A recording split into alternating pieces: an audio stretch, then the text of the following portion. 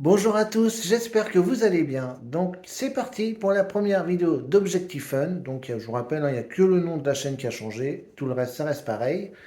Et là, je vais vous proposer tous les défis attractions que j'ai fait. Donc est-ce que je fais toujours ces attractions? Comment ça s'est passé la première fois? Et je vous dis ça dans cette vidéo. C'est parti!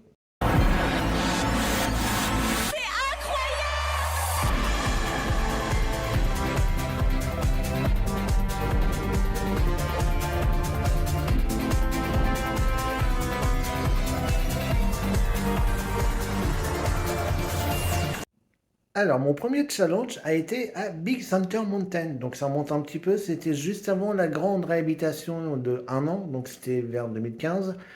Donc, en fait, j'étais à chaque fois devant l'attraction. Je voulais la faire. Et comme d'habitude, vous me connaissez, je n'osais pas la faire.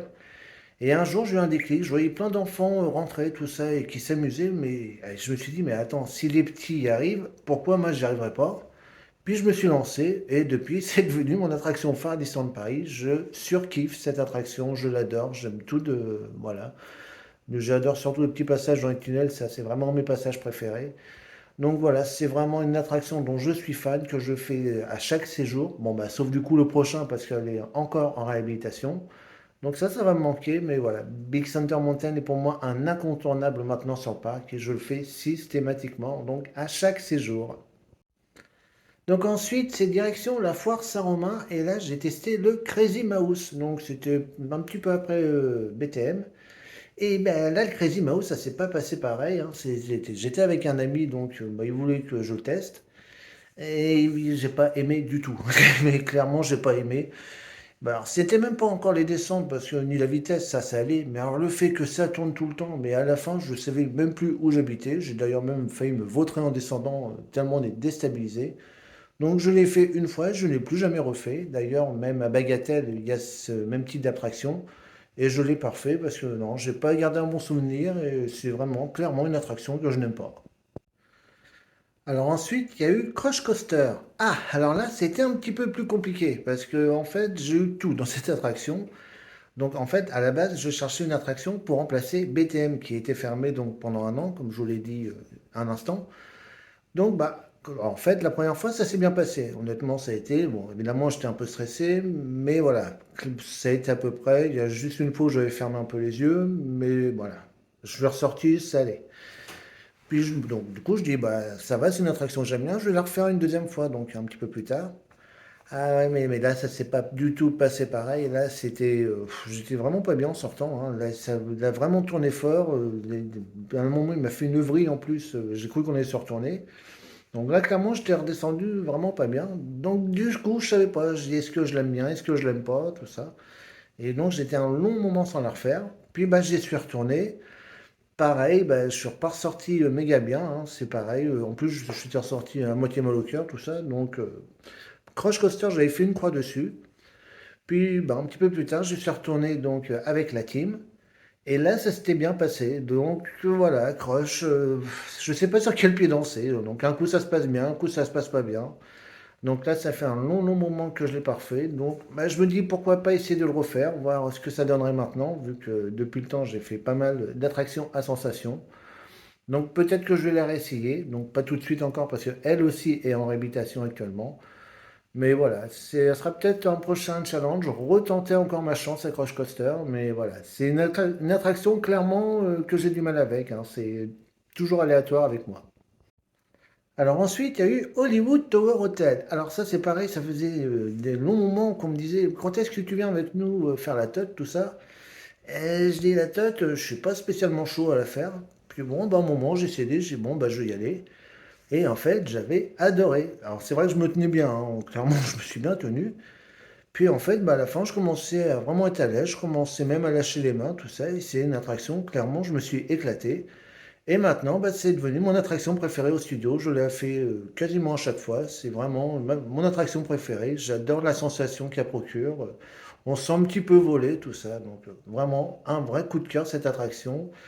Peut-être mon petit regret, c'est de ne pas l'avoir fait avant, parce que franchement, pour moi, elle n'est pas si terrifiante. Après, voilà, ceux qui ont des problèmes de vertige, je peux comprendre que voilà, c'est compliqué. Moi, j'ai la chance de ne pas avoir le vertige, donc clairement, c'est une attraction où je m'éclate à chaque fois. Donc ensuite, direction le Futuroscope, et cette fois-ci, on est devant une des nouvelles attractions de 2020, Objectif Mars. Alors, faut savoir, là, c'était encore différent, puisque quand je suis parti bon, vers le parc, mais j'étais déterminé à faire Objectif Mars. J'avais vu les on-ride un petit peu sur Internet, et je dis, ouais, ça va, ça a l'air de bouger, mais honnêtement, ça devrait le faire.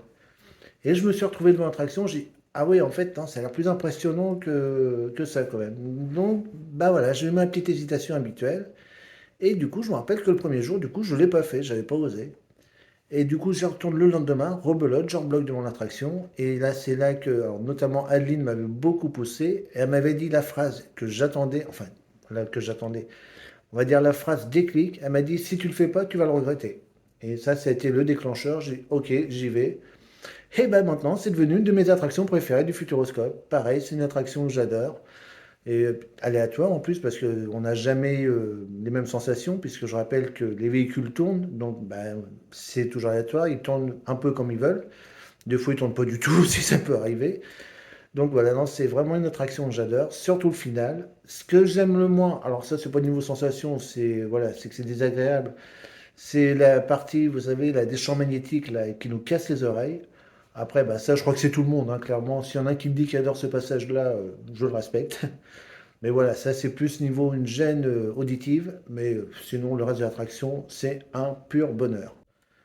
Ensuite, on reste toujours au Futuroscope avec la nouvelle attraction de l'année dernière, Chasseur de tornades. Alors ça, c'est pareil, c'était lors des soft openings et l'attraction n'était pas encore officiellement ouverte. Et bon, alors c'est peut-être celle où j'ai le moins hésité parce que clairement j'étais vraiment motivé à la faire. J'ai hésité quoi? Une demi-seconde hein, avant d'y aller. Puis j'y suis allé et j'ai vraiment adoré. Alors peut-être que la première fois c'était pas agréable parce que l'écran n'était pas encore finalisé, il n'était pas en 4K, hein, c'était vraiment de très très mauvaise qualité. Donc du coup on a ressenti un petit peu, pas nauséeux mais pas loin. Mais voilà, ça venait pas de l'attraction, ça venait vraiment de l'effet de l'écran qui était gênant par rapport à l'attraction. Et après, une fois qu'on l'a fait en version définitive, mais c'était un pur bonheur. Et des fois, je fais deux, trois fois dans la journée, à volonté. Là, on y va la semaine prochaine. Je sais que le parc est très calme. Donc, à mon avis, les chasseurs de tornades, on va en faire des tours. Je le sens bien. Ensuite, bah, on retourne encore à la foire Saint-Romain. Et là, c'est tout récent. C'était bah, lors de la dernière édition, donc au mois de octobre-novembre. Et c'était l'attraction Flyman. Alors elle, ça fait des années que je veux la faire. Hein, on va pas dire plus que la foire sans main est là, mais pas loin.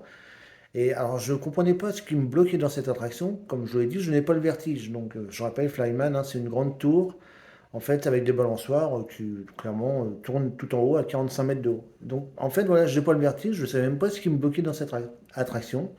Et pourtant, je n'osais jamais la faire. Et bah, Adeline a dit, bah viens, vas-y, on y va ensemble. Puis en fait, bah, j'ai adoré. Je l'ai même refait une deuxième fois, du coup, pour vous proposer le on-ride que je vous avais mis sur la chaîne. Puis maintenant, je sais quand j'irai la force en main. C'est une attraction que je ferai plaisir à chaque fois parce que c'est vraiment une bonne sensation. Voler à 45 mètres de haut, bah, pareil, on a une petite impression de devenir un homme volant. Donc, Flyman est maintenant une attraction aussi que j'adore. Et enfin, on va finir avec la dernière en date. Et là, vous l'avez vécu il y a quelques jours. C'était au Futuroscope avec Danse avec les robots. Alors elle, celle-là, je crois que c'est celle qui m'a stressé le plus, clairement. Parce que c'est une attraction que j'étais motivé à faire, mais à chaque fois, j'étais vraiment bloqué. Mais alors, vraiment bloqué, hein. Et encore, il y a des attractions où j'arrivais à franchir le pas. Cette attraction-là, il n'y avait rien à faire. Je n'arrivais pas à franchir le pas. Et ben là, c'est Adeline, encore une fois. Hein, c'est ma sauveuse. Hein, qui m'a poussé, enfin qui m'a poussé, attention, on m'a pas forcé, hein, je précise, voilà, elle m'a poussé à y aller, à me motiver pour le faire, et bah, puis j'ai vraiment adoré. Alors, il y avait une sensation que je n'avais pas aimée, vous savez, c'est quand les robots ils descendent vers le sol, ça, je suis pas trop fan, mais voilà, ça dure quelques secondes, sinon le reste, c'est juste excellent. Alors attention, hein, pour l'instant, je le fais niveau débutant. Niveau expert, je pense que ça va être très compliqué parce qu'il y a un looping. Donc je pense que le niveau expert, il passera pas. Mais voilà, je le ferai à chaque fois en niveau débutant. Et je rappelle d'ailleurs, un petit aparté, que Danse avec le robot est fermé actuellement donc jusqu'au 7 avril, puisqu'ils vont transformer les sièges de 2 places en 3 places. Donc bah, quand ça sera ouvert, du coup, je pourrai tester cette nouvelle version, puisque maintenant c'est une attraction que j'adore et que je referai systématiquement.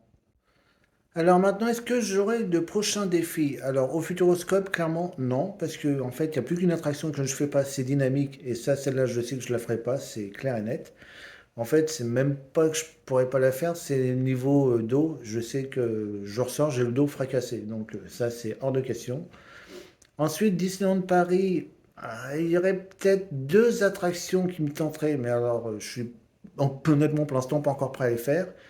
Ça serait peut-être RC Racer et Space Mountain. Alors Space Mountain, le looping, je pense que j'aurai beaucoup beaucoup de mal à le passer. Peut-être RC Racer, peut-être ça sera peut-être plus facile, puis encore je sais pas. Et ensuite, bah, au parc Astérix, alors ça, lui, je vais le faire, ça y est, c'est mon prochain objectif, ça sera Pégase Express. Alors, c'est pas une attraction apparemment qui est très très violente. Moi, c'est juste la marche arrière qui me fait un petit peu peur, mais bon, je me dis qu'après tout ce qu'on a vécu maintenant, je pense que Pégase Express, ça passera crème. Et j'aimerais bien aussi tenter Mini Express. Donc, bah, j'avais fait une attraction similaire, alors, je crois, c'était à la mer de Sable, avec une grande grande descente à peu près similaire et ça s'était bien passé. J'étais même beaucoup rigolé. Donc bah, je me dis pourquoi pas Mini Express, qui est à peu près pareil. Je pense que ça pourrait passer. Donc bah, cet été, comme je vous rappelle maintenant, j'ai le passe gaulois. Bah, c'est peut-être pas impossible qu'il y ait un petit Mini Express qui traîne sur une des prochaines vidéos. Donc voilà, cette vidéo sur mes défis attractions est terminée. Bah, n'hésitez pas à me dire en commentaire bah, si vous avez aussi des petits défis comme ça, s'il y a des attractions que vous osez faire ou que vous osez pas faire, et puis si vous avez réussi à franchir le pas. En attendant, moi je vous fais à tous de gros bisous et je vous dis à très vite.